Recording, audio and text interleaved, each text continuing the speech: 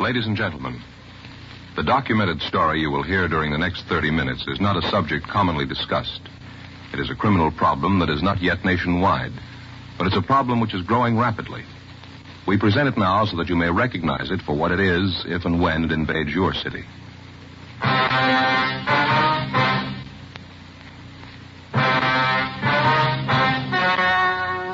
The story you are about to hear is true. Only the names have been changed to protect the innocent. Fatima, best of all king-size cigarettes, brings you Dragnet.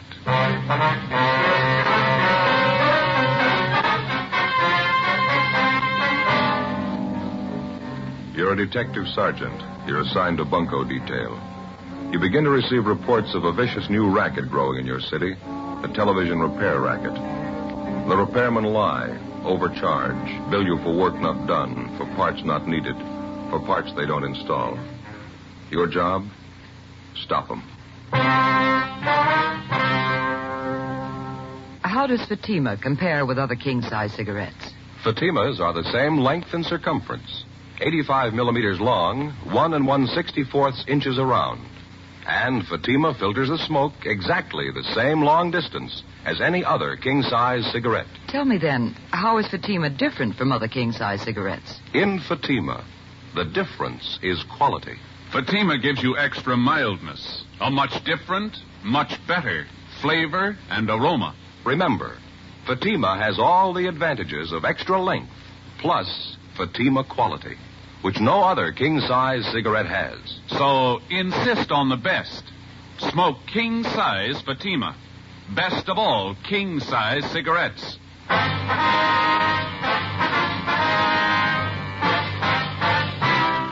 Dragnet, the documented drama of an actual crime.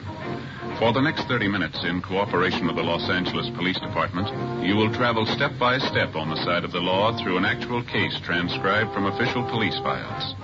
From beginning to end, from crime to punishment, Dragnet is the story of your police force in action.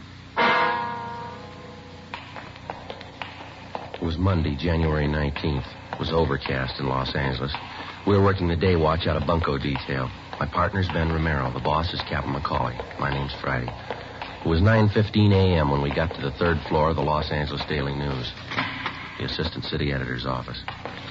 Hi, Friday. Come on in. Sit down. Morning, Jack. I'd like you to meet my partner, Ben Romero.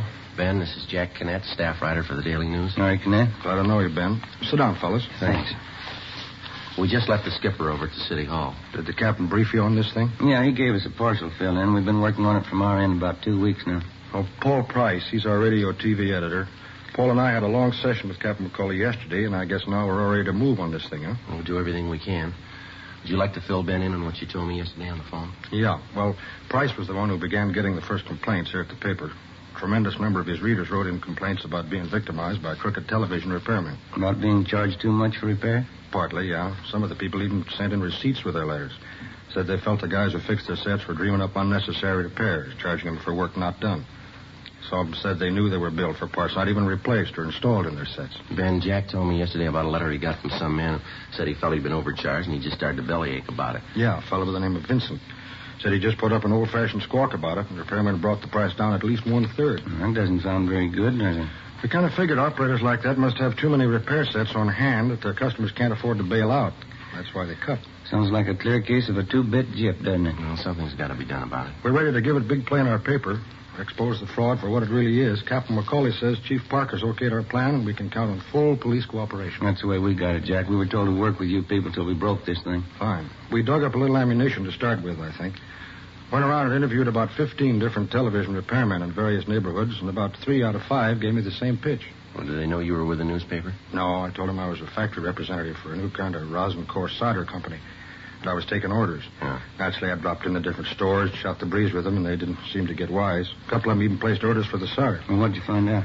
Well, I just wanted to try and get the general attitude of some of these jip artists, and I really got an earful. One of the last places I hit was a tiny little hole in the wall out near Canoga Park. Uh-huh.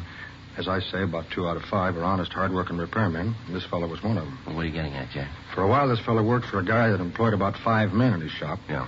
Finally quit him because he didn't like the way this big operator did business. Fellas in the next office, I want you to hear it from him just as I got it. Excuse me. Yeah, okay.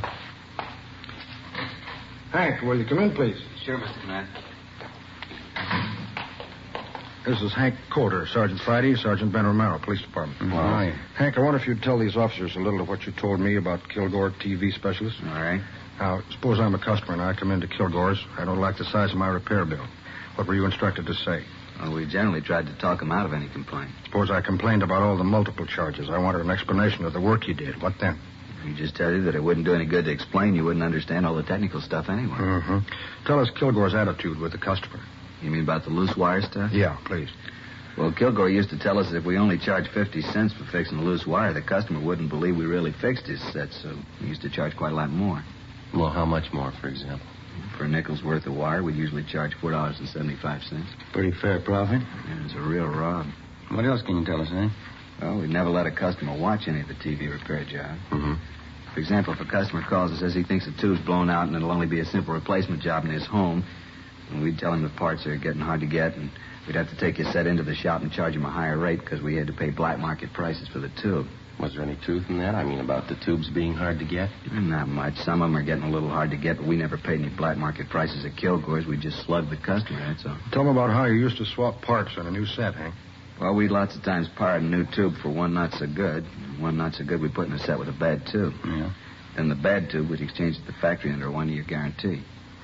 They don't miss an angle, do they? Well, that's it. You've heard it from a man who couldn't stomach such practice and quit, went into business, a little bit of a shop. Isn't doing too well, are you, Hank? No, but I think I can build up the business. I don't make quite as much profit as Kilgore's, but I don't chisel my customers either. Thanks a lot, Hank. I wonder if you'd wait in the next office for me? Sure. Hope I've helped a little bit to crack down on some of these guys. Well, we think you have, Hank. Thanks a lot. Nice to meet you. Right, see you later. See you later. Seems like a nice fellow. He is. I've checked on him, and I've talked to some of his customers since I met him. He's honest. It's a pretty vicious racket, isn't it? Yeah. It ought to be stopped now. Television's a wonderful medium of entertainment. A lot of the country doesn't have it yet, but when the cable goes through and it finally opens up, the people should know about the swindlers and crooks who'll try to gyp them. Yeah, that's right. It's the same way when radio first came in. Always seems like when anything new comes along, anything a little complicated, maybe a little too involved for the average guy, a few smart punks victimize him. Rob the consumer blind. Well, naturally, we got to have some positive evidence before we can file a complaint with the city attorney on this thing. Yeah, you fellas, any ideas where to start? Well, the best way to crack down on these crooked operators is to catch them red-handed with evidence that'll hold up in court. Yeah. We think maybe we've got an idea. Well, we were talking to Dick Saunders over in our sound lab, and he says that he can bungle a new TV set, and we can mark it and photograph it before it goes out to be repaired. And when it's returned or after it's fixed, we'll have what we need to go to court on, huh? Yeah, that's it. We can operate right out of one of our own homes. And all we have to do is hope the repairman overcharges us or tries to gyp us. Yeah, that's right. Let's hope it works. Well, from what we've heard, it's got to. 10 a.m. The staff writer, Jack Kinnett, Ben, and I drove back downtown. On the way, it was decided that we'd use Kinnett's home as the place from which to operate. It was centrally located and in an average neighborhood. When we got back to our office, we contacted one of the local television dealers and asked for the loan of one of their sets. They recommended K. Halbert because the chassis is easily accessible and any trouble could be located quickly because parts are visible. A 16-inch K. Halbert console model was sent to our sound lab. 10:18 a.m., we met with Dick Saunders, our police lab technician. Here's the set. 16-inch console model, serial number C2817901. What have you done to it, Dick? Well, first off, I tested the set and it performed perfectly. It's a good set. Brings in a fine picture, see? Funny. Test pattern's fine, huh? Yeah, it's good. Tested all the tubes, all okay. How are you marking the set? Yeah, I'll show you. Get a tube out of here. Now, if you look closely here at the base of the socket, see it? What's that? This is it, isn't it, Dick? Little tiny dot of green paint? Yeah, that's right, Ben. Mm-hmm. I'm marking every part of the set with this tiny green dot. Looks good. If I didn't spot it, I doubt anyone else would, especially if they didn't know about it. Yeah, that's what we're hoping. In addition to this type marking, we've taken all serial numbers off the tubes and various parts. Anything that carried any form of coding, we took down. Mm-hmm. All major components have been marked. Transformers, coils, condensers, tuning units, so on. Did you get any pictures of it? Yeah, we did. Took photographs of the set in and out of the cabinet. Took them from 4 different angles just to be sure we were well covered. Well, how did you bungle it? Well, here's what I did. To put the set out of commission, I burned out the filament of the 5U4G low-voltage rectifier tube. What's the cost of that particular tube, Saunders? Well, this tube ordinarily retails for $1.65. Mm-hmm. Well, what does that do to the set? I mean, burning out the tube. By burning out that filament, we cause the sound and picture circuits to be completely inoperative. It won't work at all until that particular tube is replaced by a good one, isn't it? That's right, Joe. Well, how big a job would it be to trace the trouble? Well, it could easily be detected by casual observation or by noting that the tube normally very hot is cold. How much time would you say it would require to make a repair like this? Oh, I'd estimate not over a half hour would be required to place this set in operating order. Half hour. Mm-hmm. Okay, thanks a lot, Dick. Are you going to take care of getting the set out to Canette's home right away? Yeah, we have his address right here. We'll get it right out. All right, fine. If you can, try to get whoever repairs this set to give you an itemized bill of all work done and parts installed. Right. In case you call more than one outfit today, here's an extra bad 5U4G tube. Thank you, Dick. Anything you'd like to know? No, I think that about covers it for me. Jack? One more thing. I was just wondering, if somebody spots the trouble right away and replaces the tube, what do you think they ought to charge, Dick? Labor and all. I checked through RTA on that this morning. They said to make a house call and replace the defective tube should not exceed $4.50. Okay, thanks. That does it for now, huh? Yeah, I guess so. Well, you're all set then. Think you'll get what you're after? Well, we should. The odds are all on our side. 10:30 a.m., Monday, January 19th. We left the sound lab on West 1st Street and walked back to Bunko Division. We met with Captain McCauley and filled him in. We gave him the newspaper man, Jack Canette's address, and told him he could reach us there. The console model television set was delivered to Canette's home and properly installed. When we arrived at his home, we started going through the yellow classified section of the phone directory. We made a list of several TV service stores just picked at random. We chose a wide variety. We picked stores that were listed with large boxed-in ads, stores that carried no ads, just a listing. Ben called 2 places and staggered the calls so that the repairman would arrive about 1 hour apart. It was 11:30 a.m. when the first man made his service call. Bart's TV experts on Hollywood Boulevard. It took him 45 minutes. It was 12:15 when he left Jack Canette's home. Must have been one of the 2 out of 5, huh? Yeah, he seems okay. I wonder if I could see that bill, huh? Oh, here you go, Joe. Thanks. Yeah, it looks okay. Replace 5U4G tube, $1.65. Service charge, $2.50.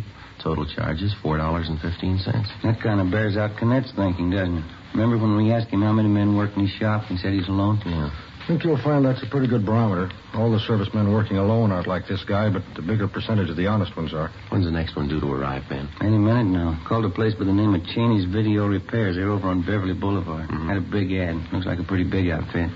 Oh, here's that other defective tube that Dick gave us. Yeah, better get it in the set. Yeah. Well, let's see. Here we are. 5U4G. Okay, here you go. Thanks, Joe. Here's a new one the guy put in. I got it. Okay. Get this back on again. Okay? Yeah, fine. Better turn it on to make sure it's not working. I got it. How about the tube, Ben? Can you see? Is it lighting up? No, not yet. I'll push the set back against the wall. We better leave it on for a while, Jack, just to make sure, huh? Yeah. There we are. I gave you the other tube? Yeah, I got it right here in my pocket. Right. I'd like to try something, if you fellers think it'll be okay. What's that, Jack? I got a good little camera, like a 3F, candid. Mm-hmm. I think maybe if I turn all the 3-way lamps up to full, use a AAA fast film that's in the camera now, maybe we can grab some shots of the guy while he works. What do you think? Well, if you're careful, don't let him get wise. Maybe you ought to shoot some of all of us just so he doesn't think anything about it. Huh? Yeah, that's what I figured out. Just sit down on that chair over there by the set, make him think I'm just testing or something. Mm-hmm. I think I can bring it off without arousing any suspicion. Okay. If I get anything, the guy's out of line, we'll run the shots in the Daily News. What do you figure on doing, Jack? You going to run a series on the TV repair racket? Yeah, that's the plan. Lee Payne, he's our executive editor. He thinks it's high time somebody exposed the swindle in the paper. Mm-hmm.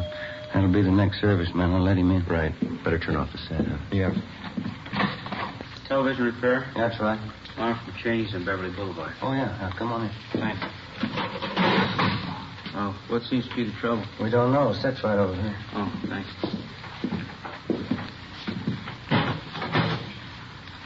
Kay Halbert, huh? 16-inch, nice set. Oh, what seems to be wrong? Darn if I know, son. Nothing seems to work. Well, how do you mean? No picture at all. How about sound? Nothing. Uh-huh. Be all right to pull the set away from the wall? Sure, go right ahead. Can you give you a hand? Oh, no, it's all right. I can handle it. Well, I'll make some tools up.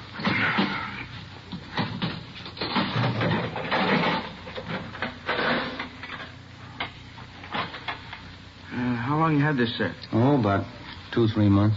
Mm-hmm. Dark in here. I wonder if we could have a little more light? Sure, let me get these lamps up for you. Oh, thanks. How's that? Oh, fine, thanks. Say, that's a nice little camera you got there. What kind is it? A Leica 3F 1.5 lens. Uh-huh. Been experimenting with some new indoor film. You mind being a guinea pig? No, it's all right with me. Shane to waste good film on me, though. Think you're going to get anything in this light, Jack? Maybe. Worth a try, anyway.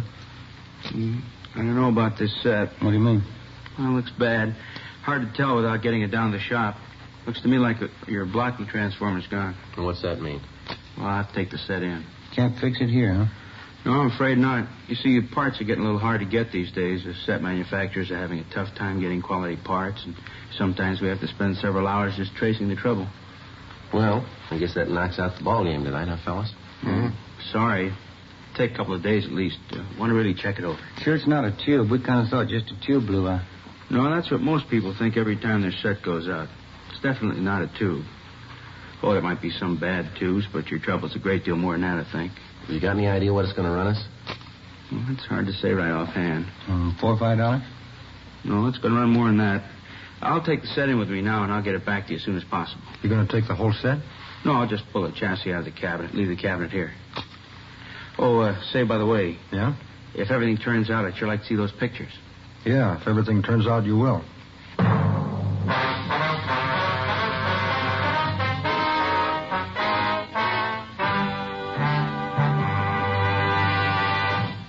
You are listening to Dragnet, authentic cases from official police files. Now, let's look at our Fatima files. Listed under B, Bella. James Warner Bella, distinguished author. He says, A man who smokes as much as I do wants a cigarette that's extra mild. And I like Fatima's different flavor and aroma. Listed under S, Scanlon. Louise Scanlon, Stork Club cigarette girl. She says, More and more of my Stork Club customers are smoking king-size Fatimas. They're elegant, distinctive, and really extra mild. friends, our files show Fatima sales are going up. Up every day. the reason for Fatima's ever-increasing popularity can be summed up in 2 words. Fatima quality. Fatima gives you extra mildness, a much different, much better flavor and aroma. If you smoke a king-size cigarette, remember this. Fatima has all the advantages of extra length, plus Fatima quality, which no other king-size cigarette has. In Fatima, the difference is quality. So insist on the best. Insist on king-size Fatima. Next time, buy Fatima in the distinctive gold and yellow package. Best of all, king-size cigarettes.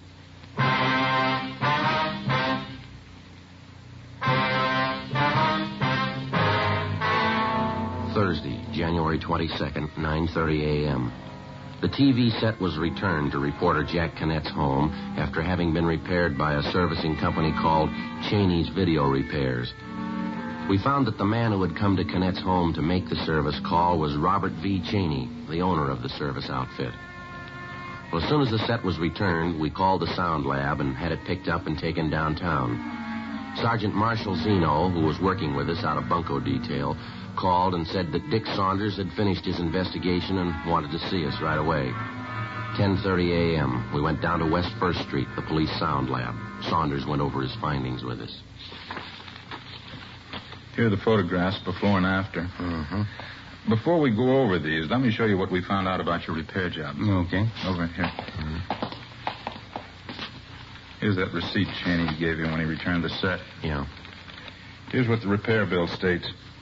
Replaced vertical blocking transformer, replaced 5U4G tube, 6AU6 tube, and 12AU7 tube. And the charge was $32.50. Plus 98 cents tax, or a total of $33.48. Well, how does that break down, Dick? It appears that the 98 cents tax was for $28 worth of material used in the repair. Mm-hmm. Did they really put in all that stuff?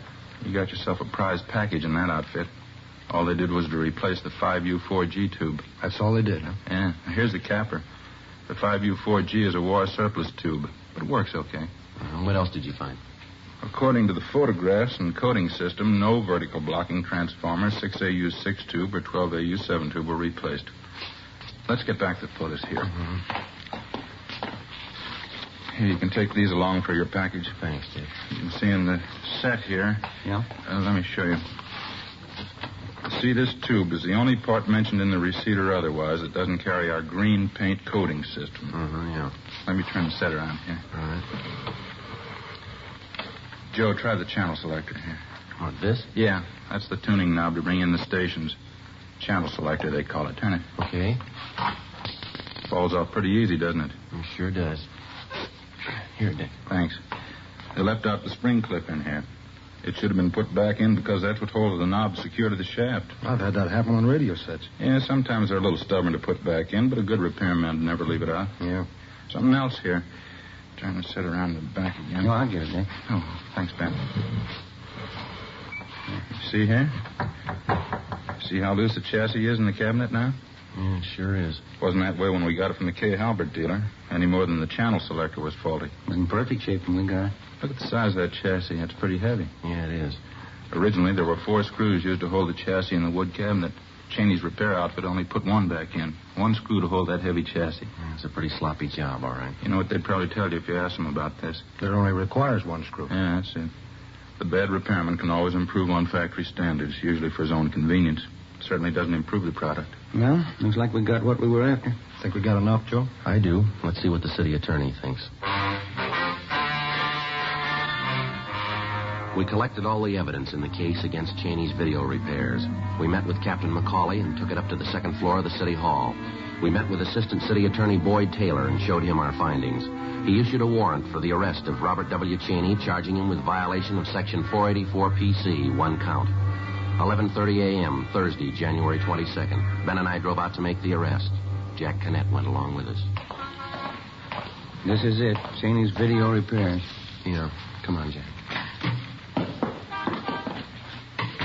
There's Cheney behind the counter. Yeah. Hello there. Hi.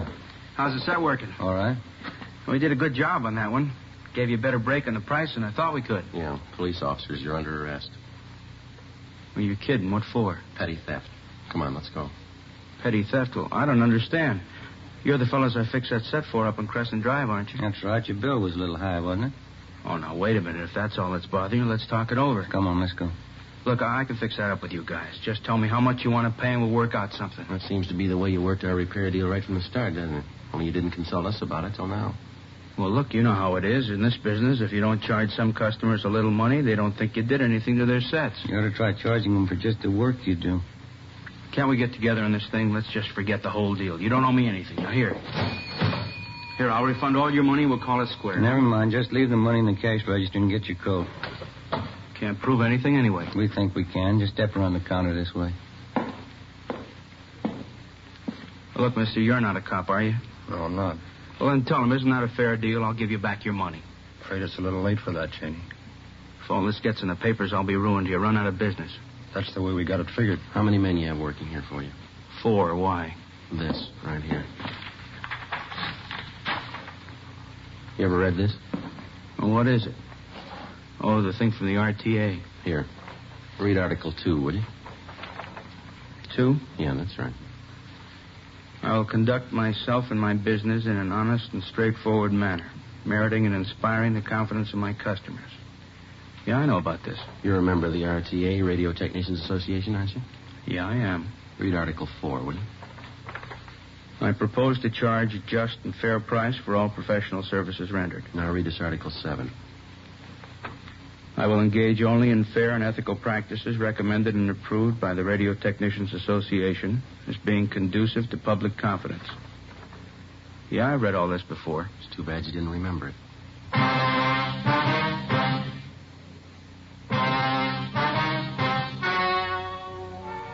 The story you have just heard was true. Only the names were changed to protect the innocent.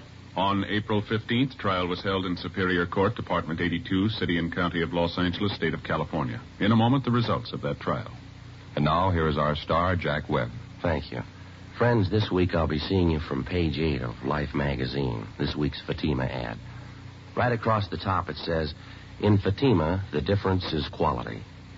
Well, in Fatima, the finest domestic and Turkish tobaccos give you extra mildness, a different, better flavor and aroma. Compare Fatima with any other king-size cigarette. Prove, as I have, what a difference Fatima quality makes. Next time, buy Fatima in the golden yellow package. Best of all, king-size cigarettes. Ladies and gentlemen, in the few remaining moments, we'd like to take this opportunity to thank you once again for your many kind letters of encouragement that come in from week to week. And also, we'd like to answer a few questions about our program which seem common to many of the letters that we receive from you. Many of you have inquired why, at the end of the program, in recounting the punishment of the criminal involved in the particular case, we generally refer to the sentence received as the term prescribed by law. Well, we use this reference for the following reason. In the state of California, the length of a convicted criminal's prison term is not set by the court, but by the state adult authority. Now, most of the time, a criminal is merely found guilty by the court and then sentenced to the state penitentiary. After he serves a year in prison, the convict has a hearing before this state adult authority, at which time his actual sentence is set. So you can see why we can't give you the actual sentence in many cases. Now, other questions common to many of your letters concern some of the authentic technical police terminology which comes up from time to time on Dragnet. With the help of George Fenneman, we'd like to explain some of the more common ones for you, if we may. First, you've heard us use the term or the letters APB. APB. That's an all-points bulletin. A communication dispatched to all divisions and law enforcement agencies throughout the state. And then we feel sure that you remember the term mama sheet. A mama sheet is the master information form on a criminal in a police department file. It contains his complete description, his habits, relatives, acquaintances, everything about him known to the police. Well, thank you, George, and thank you, ladies and gentlemen, for your very fine letters. From time to time, if we may, we'll take this opportunity to explain a few more of our authentic police terminology. Thank you.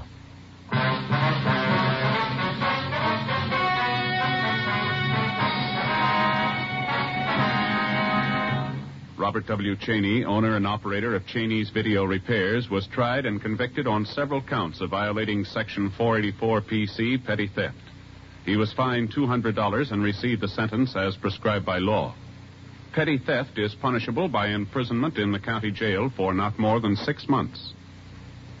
Ladies and gentlemen, Dragnet wishes to thank the Los Angeles Daily News and its feature writer, Jack Kinnett, for their valuable assistance in preparing this case for presentation. It is our combined belief and knowledge that not all television repair servicemen are dishonest and unscrupulous in their practices. A great percentage of these technicians are forthright and conduct their business in strict compliance with the code of ethics. It is these men who, when informed of the unfair conditions that exist in their trade, will drive the dishonest and crooked from their profession.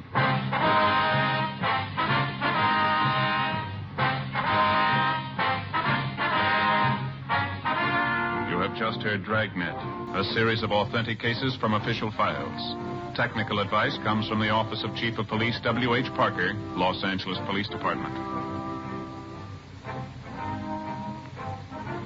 Fatima, best of all, king-size cigarettes, has brought you Dragnet, transcribed from Los Angeles.